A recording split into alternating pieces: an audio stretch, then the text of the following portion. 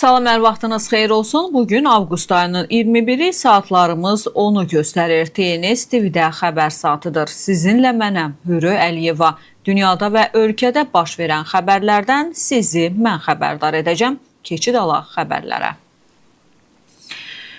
Ermənistanın baş naziri Nikol Paşinyanın anklavlarla bağlı səsləndirdiyi fikirlər ölkəsində ciddi müzakirələrə səbəb olub. Erməni baş nazir bildirib ki, Kərki, Bərxudarlı və Yuxarı Əskipara Azərbaycan ərazisidir. O, anklav olan bu kəndlərin Azərbaycana qaytarılacağını deyib. Əlavə edib ki, xəritələrin reallığa uyğun gəlmədiyi digər ərazilər də var. Çermukda, Vayots, Tuzorun və digər rayonlarında, həmçinin Tavuşda məsələ həll olunmalıdır. Lakin hərbi seçim olmadan Paşinyan başkəndlə bağlı erməni anklavı iddiasını da yenidən təkrarlayıb.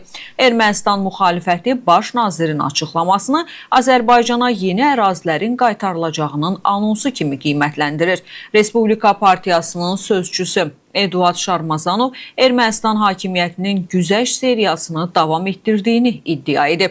Baş nazir artıq Tiqranaşeni Kərki adlandırır və Azərbaycana təhvil verməyə hazırlaşdırır deyə o bildirib. Ermənistan fraksiyasının deputatı Artur Xaçatryan bildirib ki, Kərkinin Azərbaycana qaytarılmasından sonra strateji çətinliklər yaranacaq. Kərki Ermənistan üçün həyati əhəmiyyət kəsb edir. Əgər bu kənd Azərbaycana qaytarılsa və Azərbaycanlılar orada baza qursalar, Ermənistan yarıya bölünəcək deyə erməni deputat bildirib. Hraparak nəşri isə Nikol Paşinyanı Azərbaycan və Türkiyəyə işləməkdə ittiham edib.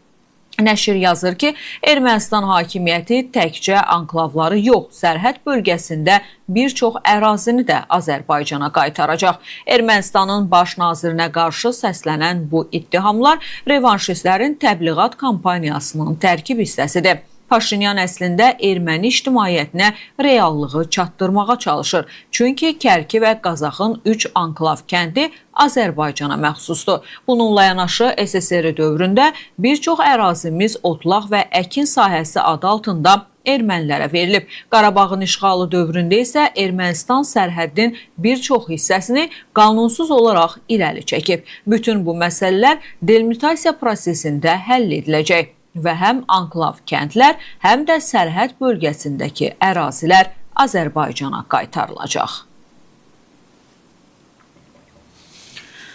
Bugün Rusiyadan Ermənistana Azərbaycandan tranzit keçməklə növbəti tədarük həyata keçiriləcək. 11 vaqondan ibarət çəkisi 1108 ton olan buğda və 4 vaqondan ibarət çəkisi 273 ton olan arpa Azərbaycan Dəmir Yolları Qapalı Səhmdar Cəmiyyətinin Biləcəri stansiyasından Böyükkəsi istiqamətinə göndəriləcək.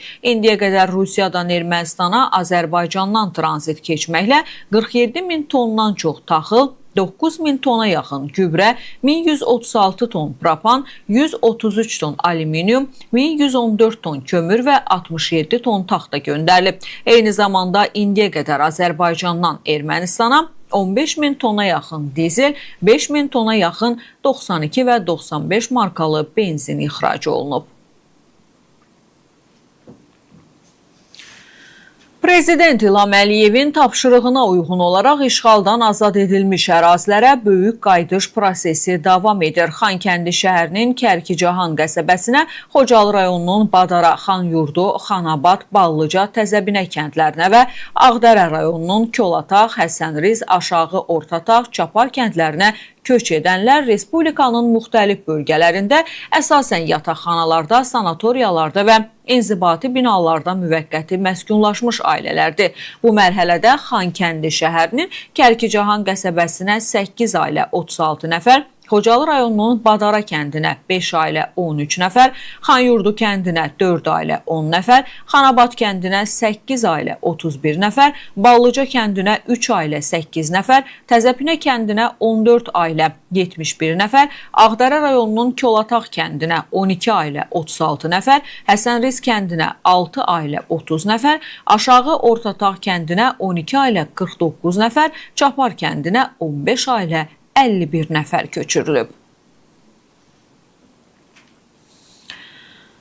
ABŞ prezidenti Donald Trump bildirib ki, Vaşinqtonun İrana zərbə endirməkdən başqa seçimi olmayıb. Trump bunu radiolardan birinə müsahibəsində deyib. Bunu etməyimin səbəbi seçimimizin olmaması idi. Mən bunu 100 dəfə də edərdim. Onların nüvə silahı ola bilməz və olmayacaq, deyə Trump bildirib. Trumpın İrana qarşı hərbi əməliyyatları əsaslandırarkən Tehranın nüvə silahı əldə etməsinin qarşısının alınmasını prioritet kimi göstərməsi son açıqlamalarında da öz əksini tapıb. Donald Trump'ın İranla müharibədən çıxış yolunun tapılmamasından narazı olduğu və bu səbəbdən yaxın şərqdəki müttəfiqlərinə qarşı ritorikasını sərtləşdirdiyi bildirilir. Bu barədə The Washington Post ekspertlərin fikrinə istinadən məlumat yayıb. Nəşrin həmsöhbətlərinin fikrincə, İran üzərində qələbənin əldə edilməsinin getdikcə daha çətin görünməsi Trump'ın regiondakı tərəfdaşlarına münasibətdə daha sərt açıqlamalar verməsinə səbəb olur. The Washington Post qeyd edir ki, ABŞ və İsrailin İrana qarşı hərbi əməliyyatlara başlamasından təxminən 6 ay sonra Trump narazılığını xüsusilə Oman və Vaşinqtonun digər regional tərəfdaşlarına yönəldir. Nəşrin məlumatına görə, ABŞ-nin silah ehtiyatlarının azalması fonunda Trump hazırda yeni hərbi güc tətbiqindən çəkinərək diqqəti İrana qarşı iqtisadi təzyiq və sanksiyalara yönəldib. Bununla belə qəzet yazır ki, indiyədək iqtisadi təzyiqlər Tehranı Vaşinqtonun tələb etdiyi güzəştlərə, o cümlədən Hörmüz boğazı ilə bağlı mövqeyini dəyişməyə vadar etməyib. Xatırladaq ki, Trump daha əvvəl Omanın siyasətindən narazılığını ifadə edərək sultanlığın İranla ABŞ arasında münaqişənin həllinə mane olacağı təqdirdə sərt addımlar atacağı ilə hədələmişdi.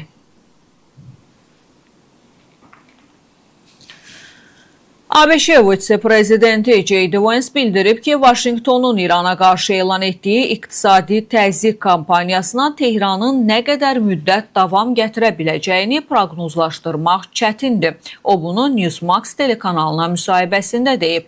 Bunu həmişə proqnozlaşdırmaq çətindir və açığı diqqətimizi buna yönəltmirik. Onlara böyük təzyiq göstərilib. Və bu təzyiq bizim əsas məqsədimizə onların nüvə silahına sahib olmasının qarşısını almağa xidmət edir. Onların bir neçə həftə, bir neçə ay və ya daha uzun müddət davam gətirə bilməsindən asılı olmayaraq, əsas məqsədimiz budur, deyə Vance bildirib.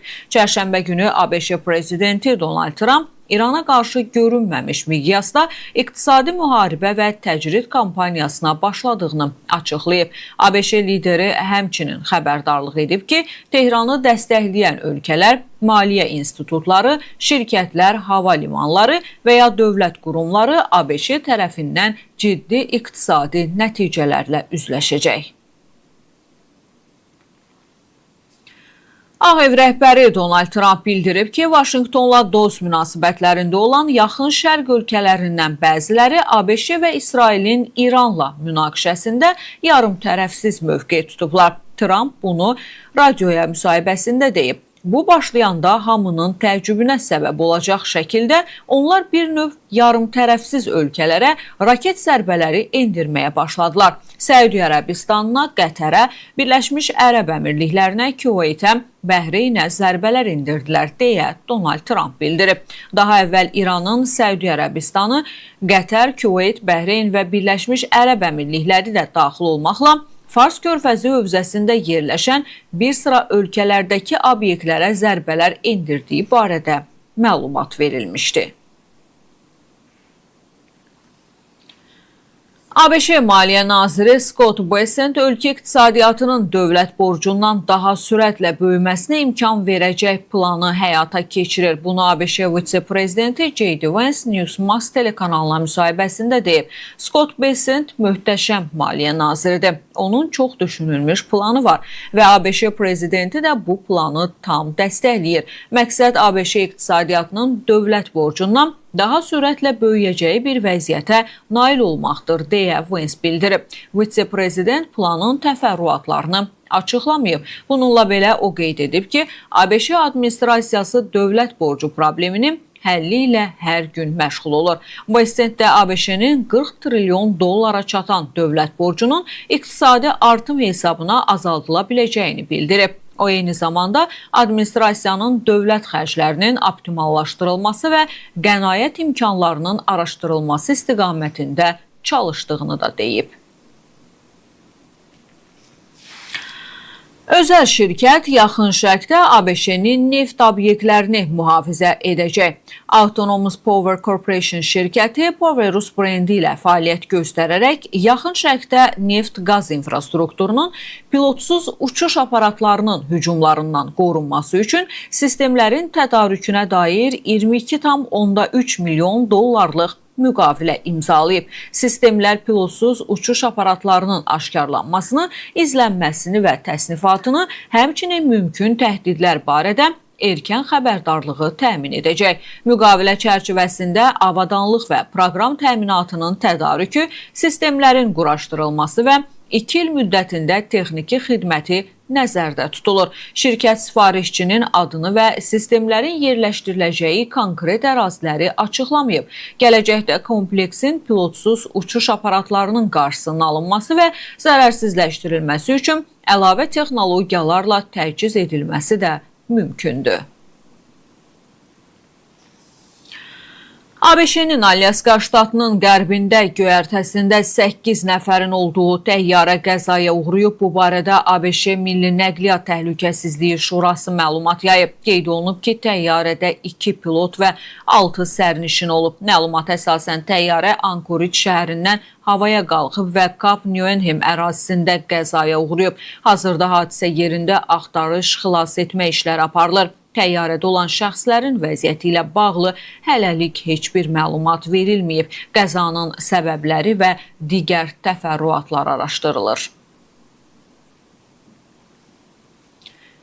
İranla əlaqələri davam etdirən ölkələr ciddi iqtisadi tənəzzüllə üzləşə bilər. Bunu ABŞ-nin Maliyyə naziri X sosial şəbəkə hesabında bildirib. Tehranla qalan istənilən əlaqə bu əlaqələrin məqsədli şəkildə qurulmasından və ya şuurlu şəkildə görməzdən gəlinməsindən asılı olmayaraq istənilən ölkənin iqtisadi tənəzzülünü gücləndirəcək deyə Scott Bessent bildirib. Xatırladaq ki, ABŞ prezidenti Donald Trump bundan əvvəl İrana qarşı misli görünməmiş miqyasda iqtisadi müharibə və təcrid siyasətinə başladığını elan edib. Trump həmçinin maliyyə institutları, müəssisələri, hava limanları və ya dövlət strukturları vasitəsilə Tehrana dəstək verən ölkələrin ABŞ tərəfindən ciddi iqtisadi nəticələrlə üzləşəcəyini bildirib. ABŞ-nin Pensilvaniya ştatında yerləşən Carlisle hava limanında da yüngül mühərrikli təyyarə polis helikopteri ilə toqquşub. Verilən məlumata görə hadisə Bell 407 helikopteri və Cessna 150 təyyarəsinin təlim uçuşları zamanı baş verib. Təlim manevrlərindən sonra helikopter yerdə dayanıb. Enməyə yaxınlaşan təyyarə uçuş enmə zolağı boyunca alçalıb, sağa istiqamətini dəyişib və helikopterə arxa hissədən çırpılıb. Cessna təyyarəsinin pilotu aldığı xəsarətlərdən hadisə yerində ölüb. İlkin məlumata görə o təyyarənin göyərtəsində 2 yeganə şəxs olub. Helikopterdə olan 2 polis əməkdaşı ciddi xəsarət almayıb. Onların həyatı üçün təhlükə olmadığı bildirilir. Qeyd edək ki, Carlisle hava limanında dispetcher qülləsi yoxdur. Buna görə pilotlar uçuşlar zamanı radio tezlikləri vasitəsilə bir-biri ilə əlaqə saxlayırlar. Hadisənin səbəbləri və təfərrüatları ABŞ Federal Aviasiya Administrasiyası və Milli Nəqliyyat Təhlükəsizliyi Şurası tərəfindən araşdırılır. İraq hər gün ölkənin cənubunda Fars körfəzi sahilində yerləşən limanlar vasitəsilə 2,1 milyon barel neft ixrac edir. Verilən məlumata görə bunu İraq Neft Nazirliyinin rəsmi nümayəndəsi Səlim Ər-Rikabi bildirib. Onun sözlərinə görə daha 150 min barelədək neft Aralıq dənizi sahilində yerləşən Türkiyənin Ceyhan limanı vasitəsilə dünya bazarına çıxarılır. Ər-Rikabi qeyd edib ki, Ceyhan istiqamətində neft ixracının həcmi artmaqda davam edir. Nazirlik Türkiyənin Ceyhan limanına gedən neft kəmərinin ötürücülük qabiliyyətinin sutkada 750 min barelə çatdığını planlaşdırır. Bundan əlavə İraq hökuməti ölkənin ixrac imkanlarını genişləndirmək məqsədi ilə yeni neft kəmərlərinin tikintisi üzrə planlar hazırlayırlar. Gol aviaşirkətinə məxsus təyyarə São Paulo Beynəlxalq Hava Limanında avtobusla toqquşduqdan sonra zədələnib. Verilən məlumata görə perronda manevr edən xidmət avtobusu təyyarənin sol qanadına çırpılıb. Təyyarə Paragvaya uçuşa hazırlaşırdı. Toqquşmadan sonra aviaşirkət təyyarəni istismardan çıxarıb və onu başqa hava gəmisi ilə əvəz edib. Nəticədə reys təxminən 1 saat gecikib. Hadisə zamanı xəsarət alan olmayıb. Mərakeşdən olan onlarla miqrant sürətli qayıqlar və hidrosiklərlə İspaniyanın materik hissəsinin sahillərinə çıxıb. Miqrantların sahilə çıxarılması Cəbəlü Tarix boğazı ərazisində, o cümlədən Alxesiras və La Linena de Konsepsiyon yaxınlığında baş verib. Nəşrin məlumatına görə bu daşımaları qanunsuz miqrasiya ilə məşğul olan cinayətkar qruplaşmalar təşkil edir. Miqrantlar birbaşa sahilə yaxın ərazilərdə düşürülür, daha sonra isə özləri çimərliklərə çıxaraq ərazilərdə gizlənirlər.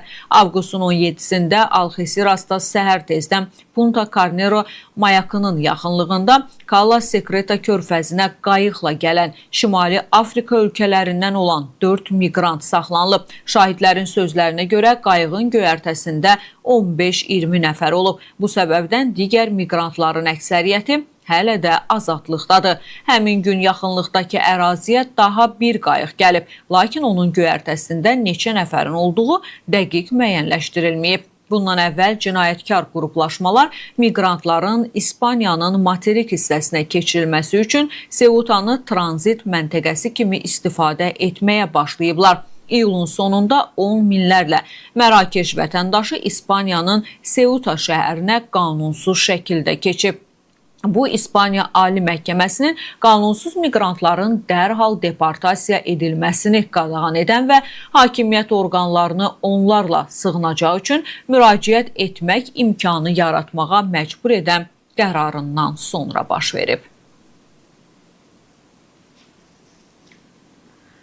Kongo Demokratik Respublikasında Eboladan ölənlərin sayı 2476 nəfərə çatıb. Bu barədə İctimai Səhiyyə İnstitutunun gündəlik hesabatında bildirilib. Məlumat Avropa Xəstəliklərin Qarşısının Alınması və Nəzarəti Mərkəzinin son məlumatları ilə təsdiqlənib. Hesabata əsasən təsdiqlənmiş yoluxma hallarının sayı 5208-ə çatıb. Son 24 saat ərzində 103 yeni yoluxma, 35 ölüm və 24 sağalma halı qeydə alınıb. Bununla da epidemiyanın əvvəlindən ümumi yoluxma halına yoluxanların sayı 5208-ə, ölənlərin sayı 2476-ya çatıb deyə hesabatda bildirilir. Bundan əvvəl 5021 yoluxma və 2378 ölüm barədə məlumat verilmişdi. Qeyd edək ki, hazırki Ebola epidemiyası Kongo tarixində ən ağır epidemiya hesab olunur və bu da burada yaranan Bundibugyo virusundan qaynaqlanır. ABŞ Ətraf Mühitin Mühafizəsi Agentliyi daxili bazarda yanacaq təklifini artırmaq və qiymətləri aşağı salmaq məqsədi ilə benzinə tətbiq edilən mövsümü tələbləri müvəqqəti olaraq yumşaldacaq. Bu barədə Breitbart News məlumat yayıb. Məlumata görə ABŞ Energetika Nazirliyi ilə koordinasiyalı şəkildə sentyabrın 1-dən tərkibində 10% etanol olan Y10 markalı benzinin daha yüksək reyt buxar təzyiqi göstəricisi ilə satışına icazə verəcək. Nəşr qeyd edir ki, qərar faktiki olaraq isti aylarda yanacağın tərkibinə tətbiq edilən mövsümi məhdudiyyətlərin vaxtından əvvəl yumşaldılması deməkdir.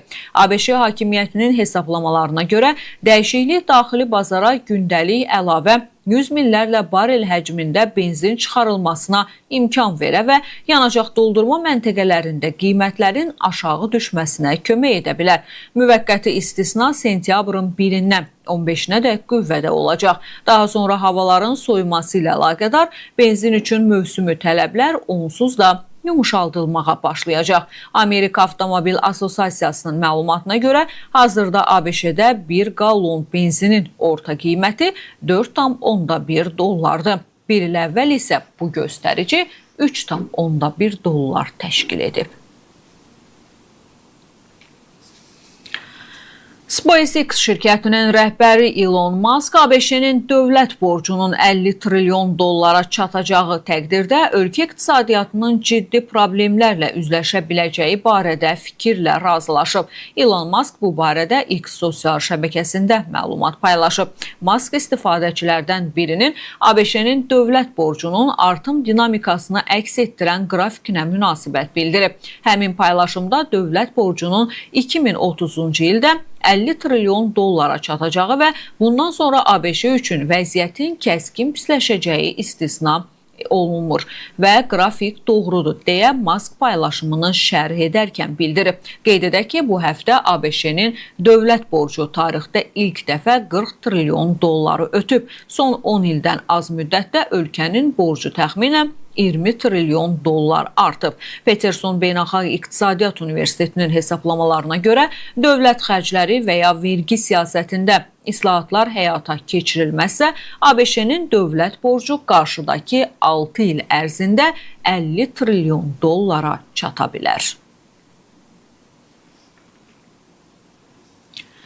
ABŞ prezidenti Donald Trump administrasiyasının miqrasiya siyasəti çərçivəsində 20 nəfər Liberiyaya deportasiya edilib. Razılaşmaya əsasən Qərbi Afrika ölkəsi ümumilikdə 1200-ədək deportasiya olunan şəxsi qəbul edəcək.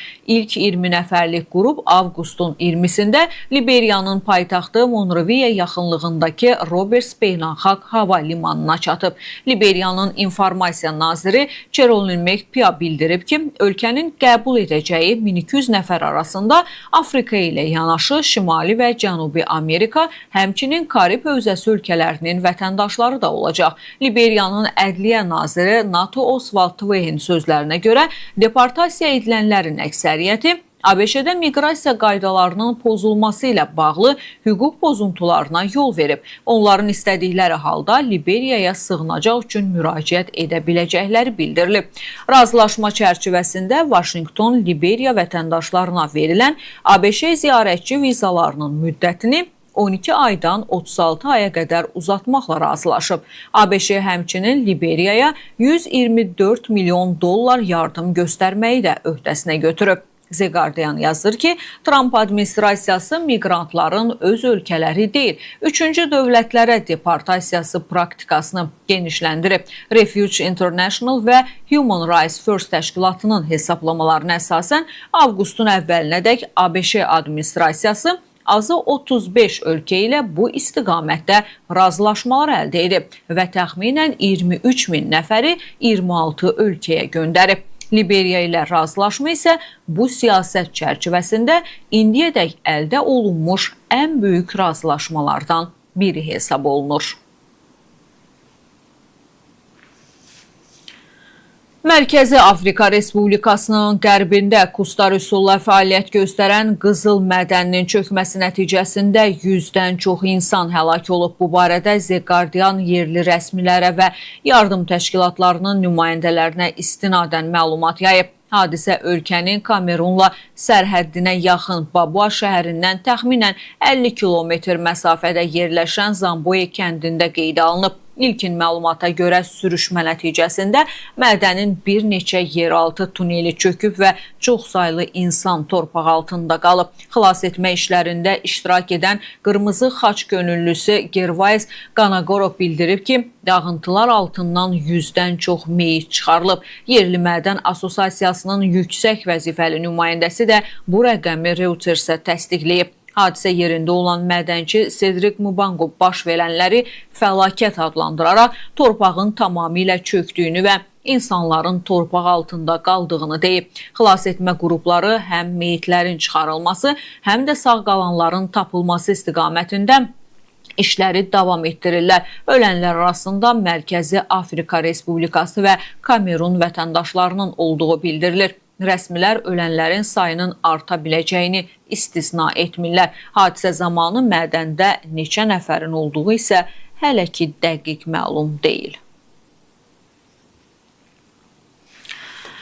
Efiopiya Nil üzərində ümumi gücü təxminən 5700 megawatt olacaq Karadobi, Mandaya və Beko Abu layihələrini yenidən gündəmə gətirib. Bu barədə Qətərin Əl Cəzirə telekanalının hazırladığı materialda belə deyilir. Məlumata görə Addis Ababa bu layihələri elektrik enerjisi istehsalının artırılması və iqtisadi inkişaf üçün vacib hesab edir. Misir isə Nil çayını əsas su mənbəyi və milli təhlükəsizlik məsələsi sayır.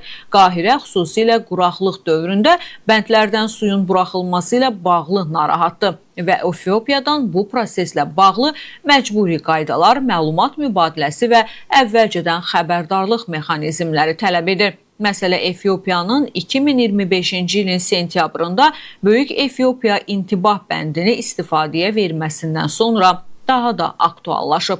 Misir yeni layihələrin qarşısını tam almaq əvəzinə onların layihələndirilməsi və istismar qaydalarına təsir göstərməyə çalışır. Ekspertlər hesab edirlər ki, Misirin Efiopiyaya təsir imkanları məhduddur. Onların fikrincə ən real çıxış yolu Efiopiya, Misir və Sudan arasında suyun idarə olunması və quraqlıq dövründə fəaliyyət qaydaları barədə razılaşmanın əldə edilməsidir. ABŞ bu il təxminən 2300 Meksika vətəndaşını Qvatemalaya deportasiya edib. Qvatemala prezidenti Bernardo Arevalo Meksikalıların ABŞ-dən Qvatemalalılara eyni təyyarədə ölkəyə gətirildiyini və 24 saat ərzində Meksikaya göndərildiklərini bildirib. Meksika Xarici İşlər Nazirliyi isə bu praktikaya etiraz edib və ABŞ hakimiyyətinə öz narazılığını çatdırdığını açıqlayıb. ABŞ administrasiyası isə siyasətinin əsas məqsədinin qeyri-qanuni və kütləvi miqrasiyanın qarşısını almaq olduğunu vurğulayıb.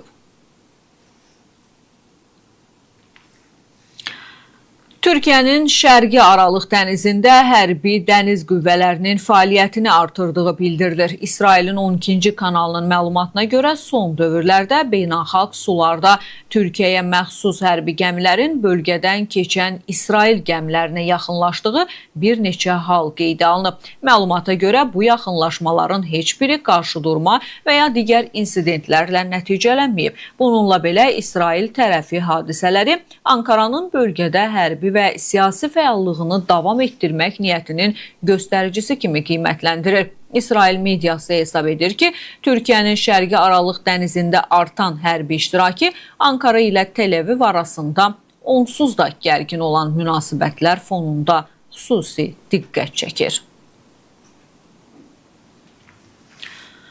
Türkiyə, İsrailin baş naziri Benyamin Netanyahunun siyasətinə qarşı sərt mövqeyini qoruyacağını açıqlayıb. Bunu Türkiyə Prezident Administrasiyasının Kommunikasiya İdarəsinin rəhbəri Bürhanəddin Duran deyib. O, Ankaranın Netanyahunun sabitliyi pozan fəaliyyətlərinə və işğal siyasətinə qarşı çıxmağa davam edəcəyini bildirib. Duranın sözlərinə görə İsrailin Qəzza, Suriya və Livandakı addımları ölkənin beynəlxalq səviyyədə daha da təcrid olunmasına səbəb olur.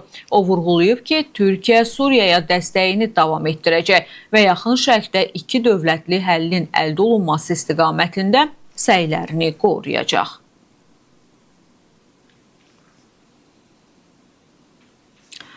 Primavera Marin şirkətinə məxsus Komor adaları bayraq altında üzən Volgo Bolt 226 quru yük gəmisi Qara dənizdə dron hücumuna məruz qalıb. Bu barədə Azərbaycan dənizçilərinə dəstək İctimai Birliyi məlumat yayıb. Bildirilib ki, ekipaj üzvləri arasında Azərbaycanlı dənizçilərin də olduğu gəmi hazırda Trabzon limanı istiqamətində hərəkət edir. Hadisə nəticəsində heç bir itki olmayıb. Ukrayna prezidenti Volodymyr Zelenski Maşa və Ayı cizgi serialının yaradıcılarına qarşı sanksiyaların tətbiqini nəzərdə tutan qərarı təsdiqləyib. Sanksiyalar serialı hazırlayan Rusiyanın Animakort studiyasına və 5 Rusiya vətəndaşına qarşı tətbiq edilib. Onların arasında studiyanın təsisçisi və baş direktoru, həmçinin serialın ssenari müəllifi, həm müəllifi və prodüseri, eləcə də cizgi filminin hüquq sahibi yer alıb. Ukraynadan bildirilib ki, Maşa və Ayı uşaqlar üçün nəzərdə tutulan məzmun adı altında Rusiyanın maraqlarına uyğun narrativlər yayır. Qurumun qənaətinə görə bu məzmun Ukraynanın milli təhlükəsizliyi üçün təhdid yaradır. Qeyd edək ki, Maşa və Ayı cizgi serialı ilə bağlı narazılıqlar yalnız Ukrayna ilə məhdudlaşmır. İyul ayında Böyük Britaniyada bir qrup siyasətçi ölkənin mədəniyyət nazirinə açıq məktub göndərərək serialın streaming platformalarından silinməsini tələb edib. Britaniyalı siyasətçilər serialın Rusiya təbliğatını yaydığını iddia edib və bunun elə də incə olmayan təbliğat üsulu olduğunu bildiriblər. Rusiyanın Jkovski və Domodedova hava limanları fəaliyyətini dayandırıb, Şeremetyevo və Vnukovo isə müvafiq orqanlarla razılaşdırmaqla reysləri xidmət göstərir. Bu barədə Rusiya kütləvi informasiya vasitələri məlumat yayıb, bildirilir ki, bu tədbirlər uçuşların təhlükəsizliyini təmin etmək məqsədi daşıyır. Vnukovoda məhdudiyyətlər artıq 2 saatdan çox, Domodedova və Jkovskidə təxminən 1 saat, Şeremetyevoda isə 40 dəqiqədir ki, qüvvədədir. Bu müddət ərzində Moskva yaxınlığında 7 pilotsuz uçuş aparatı vurulub. Hazırda xəsarət alanlar və dəymiş ziyanla bağlı dəqiq məlumat yoxdur.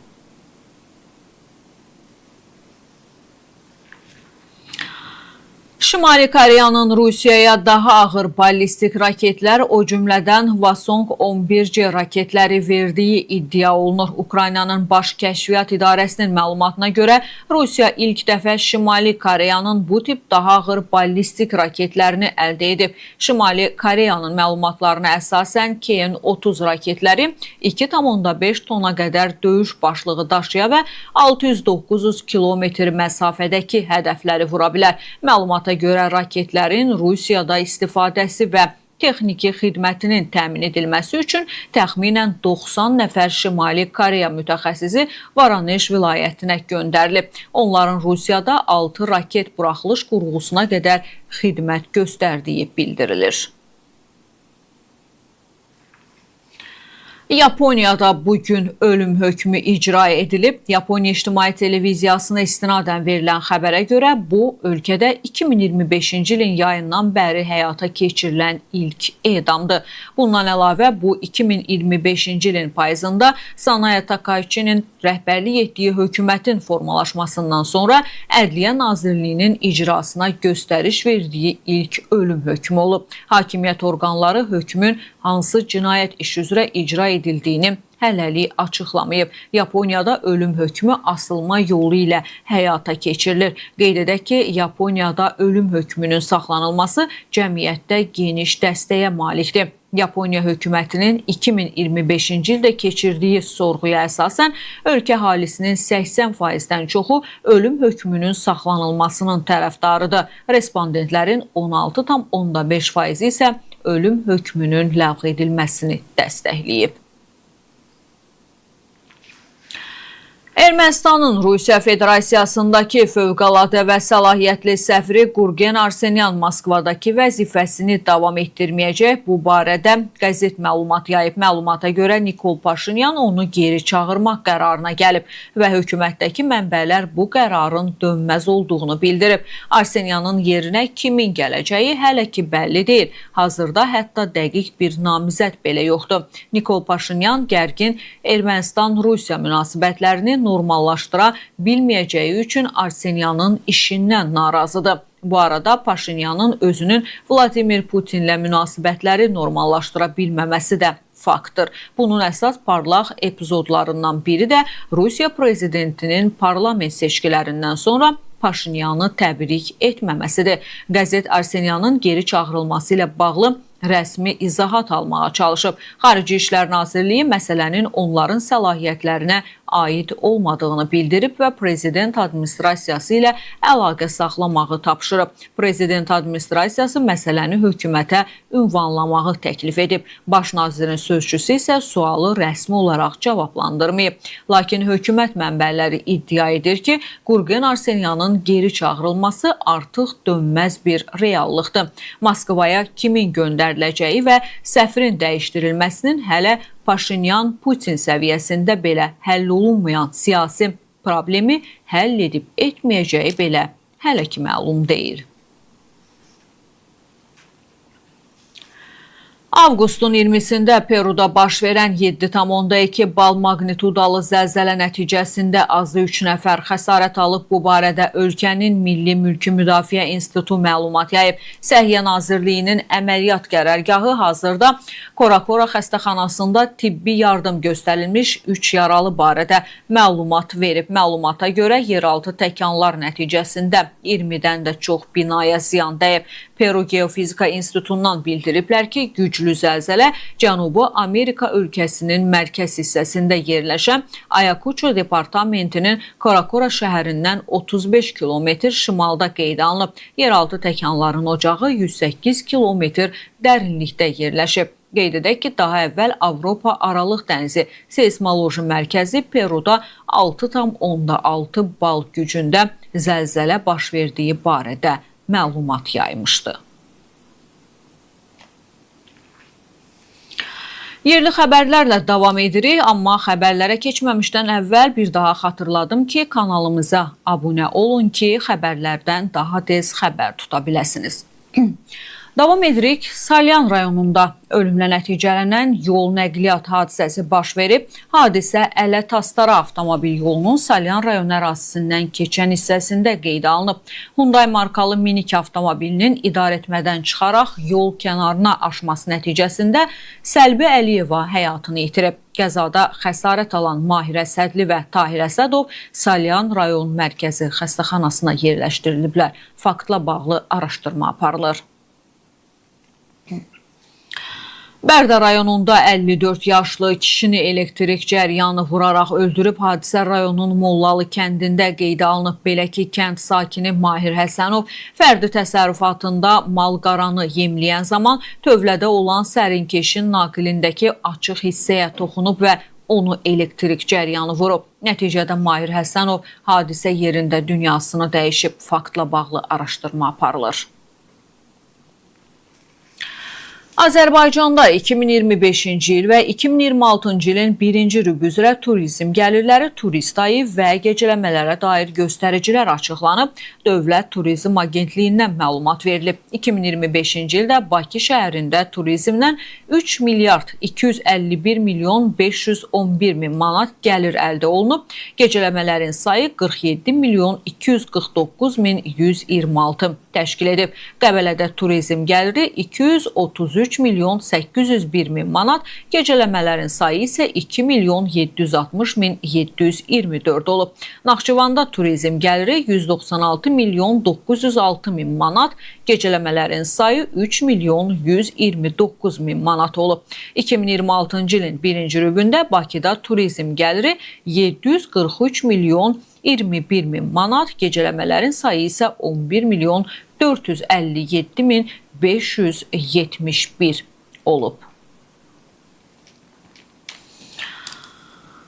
Bugün Bakı və Sumqayıtın bəzi ərazilərində təmir işləri ilə əlaqədar elektrik enerjisinin verilişində fasilə yaranacaq. Bununla bağlı Azərişıq Açıq Səhmdar Cəmiyyəti məlumat yayıb. Bildirilib ki, elektrik enerjisinin verilişində keyfiyyət göstəricilərinin artırılması, artan yük tələbatının qarşılanması məqsədi ilə paytaxtın Yasamal və Nərmanov rayonlarında bir neçə transformator məntəqəsində təmir işləri aparılacaq. Yasamal rayon enerji təchizatı və Satış İdarəsinin xidmət ərazisində saat 10-dan 13:00-dək İzmir, Nərman, Nərmanov və Mətbuat küçələrinin bir sıra hissəsində elektrik enerjisinin verilişində məhdudiyyətlər tətbiq olunacaq. Nərmanovda Vladimir Mayakovski, İsmail Hidayətzadə küçələrinin bəzi yerlərində, eləcə də Azərbaycan Dövlət Rəssamlıq Akademiyasının yerləşdiyi ərazidə saat 13-ədək elektrik enerjisinin verilişində fasilə yaranacaq. Həmçinin Sumqayıt elektrik şəbəkəsinin ərazisində yerləşən 35-16 kilovoltluq Nübar yarımstansiyasında 16 kilovoltluq elektrik yuvalarında təmir işləri həyata keçiriləcək. Planlı fasilə səhər saat 10-dan 17:00-dək aşağı Güzdək qəsəbəsi və Atyalı yaşayış massivinin bəzi ərazilərini əhatə edəcək. Görülən işlər yekunlaşdıqdan sonra həmin ərazilərdə abonentlər daha keyfiyyətli və dayanıqlı elektrik enerjisi ilə təmin olunacaqlar. Bakıda oteldə iş yoldaşını qətlə yetirməkdə təqsirləndirilən Seymur Manafovun cinayət işi üzrə məhkəmə prosesi yekunlaşıb. Bakı Ağır Cinayətlər Məhkəməsinin hakimi Fərid Namazovun sədrliyi ilə keçirilən yekun iclasda prokuror təqsirləndirilən şəxsin 13 il müddətinə azadlıqdan məhrum edilməsini təklif edib. Məhkəmənin hökmü ilə Seymur Manafov 11 il 6 ay müddətinə azadlıqdan məhrum edilib. Qeyd edək ki, hadisə 2026-cı il yanvarın 25-də paytaxtda yerləşən məşhur otellərdən birində baş verib. Oteldə ofisiant işləyən 1996-cı il təvəllüdlü paytaxt sakini Şəmistan Şamiloğlu Əliyevin çamaşırxanada bıçaqlanaraq öldürülməsi barədə polisə məlumat daxil olub. Araşdırmalarla hadisənin otelin digər ofisiantı 1992-ci il təvəllüdlü Abşeron rayon sakini Seymur Zafalıoğlu Manafov tərəfindən öldürülməsinə əsaslı şübhələr müəyyən edilib. Seymur Manafov polis əməkdaşları tərəfindən saxlanılıb.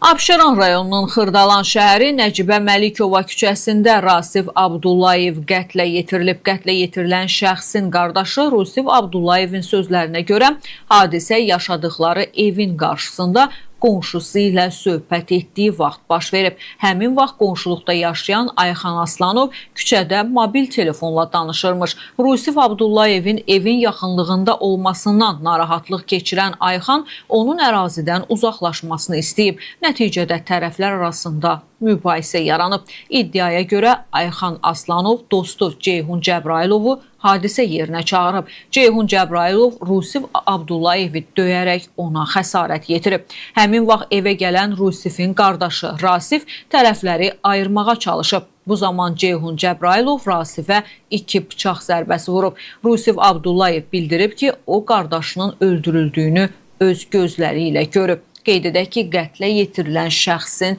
2 övladı var. O, ticarət mərkəzlərinin birində satıcı işləyirmiş.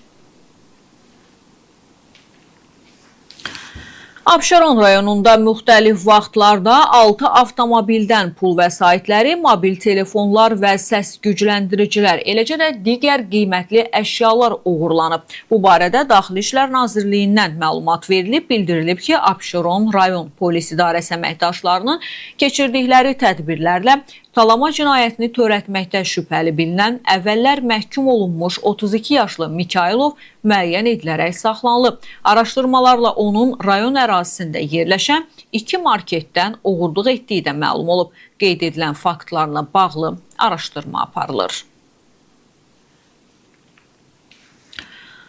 Hacıqabulda baş verən qəzada 5 nəfər xəsarət alıb. Hadisə Bakı-Qazax magistralının 108-ci kilometrliyində Hacıqabul şəhər ərazisindən keçən hissəsində qeydə alınıb.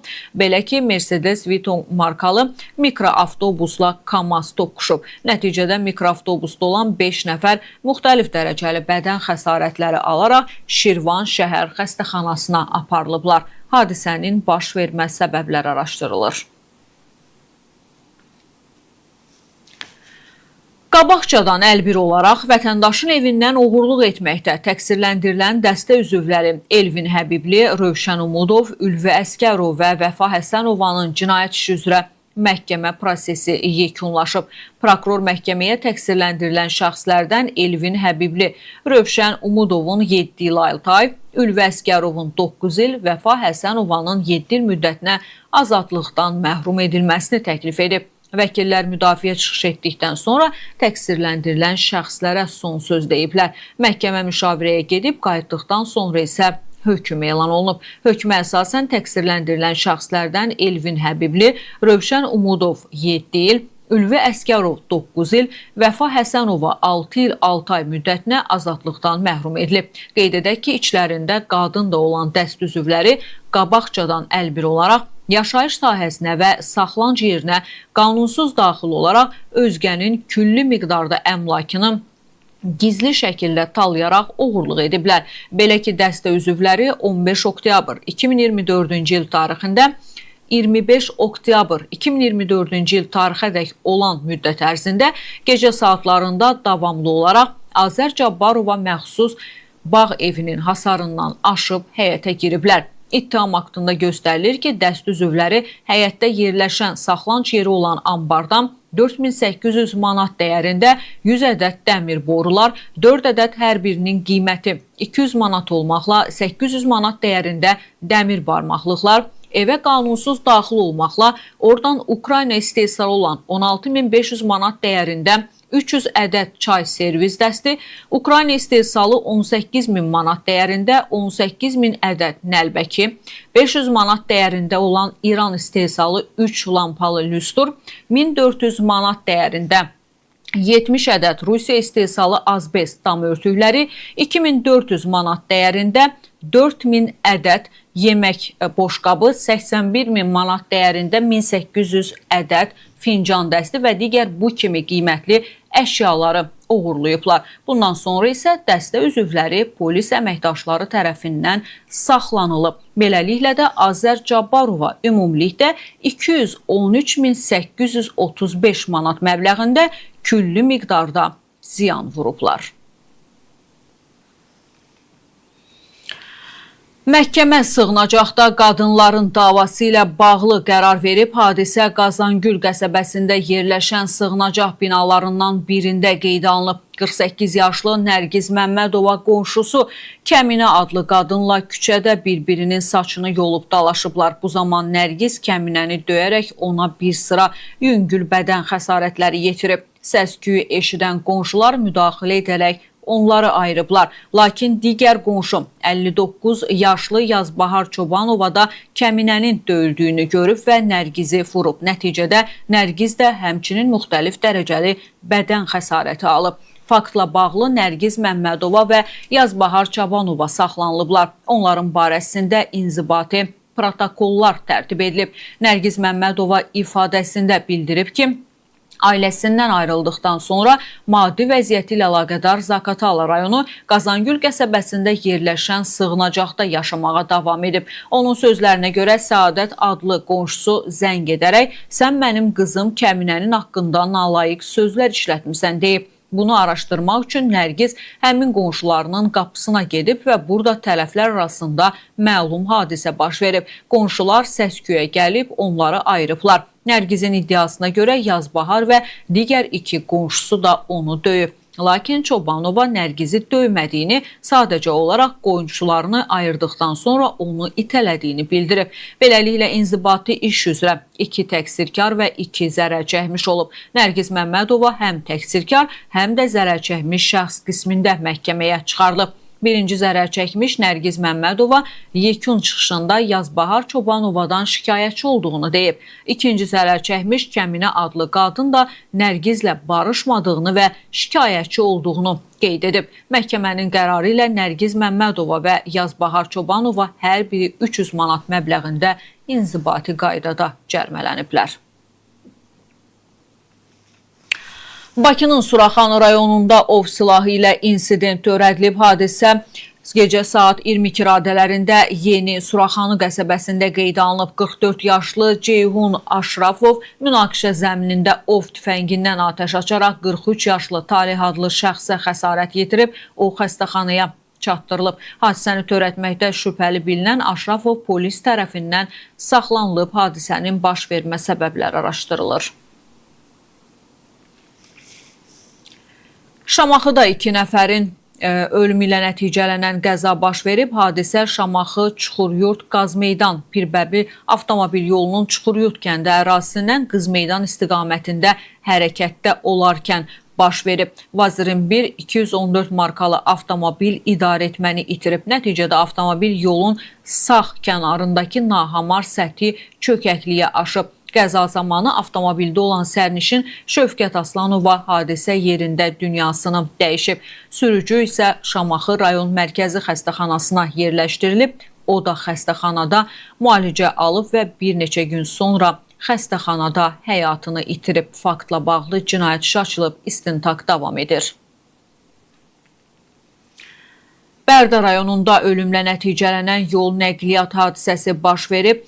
Belə ki, 1972-ci il təvəllüdlü Mahir Həsənov rayonun Mollalı kəndində özünə məxsus fermada iri buynuzlu heyvanları yemləyərkən elektrik cəryanının təsirindən ölüb. Faktla bağlı rayon prokurorluğunda araşdırma aparılır. Neftçalanın Həsənabad qəsəbəsində bədbəxt hadisə baş verib. Qəsəbə sakini Rövşənli Gürzə ilan sancıb. O hadisədən sonra ilanı öldürüb, bundan sonra isə özünün də halı pisləşib. Lakin ailəsi onu ilan sancmasından gec xəbər tutublar. Nəticədə 1962-ci il təvəllüdlü kişinin həyatını xilas etmək mümkün olmayıb. O Həsənabad qəbristanlığında dəfn edilib. Bu mənim bu saata sizə çatdıracağım son xəbər idi. Siz isə TNS TV-də hər gün 10:00 və 17:00 xəbərlərini izləməyi unutmayın. Həmçinin kanalımıza abunə olmağı da unutmayın. Bizi izləyin, xəbəri bizdən xəbər alın. Sağ olun, salamat qalın.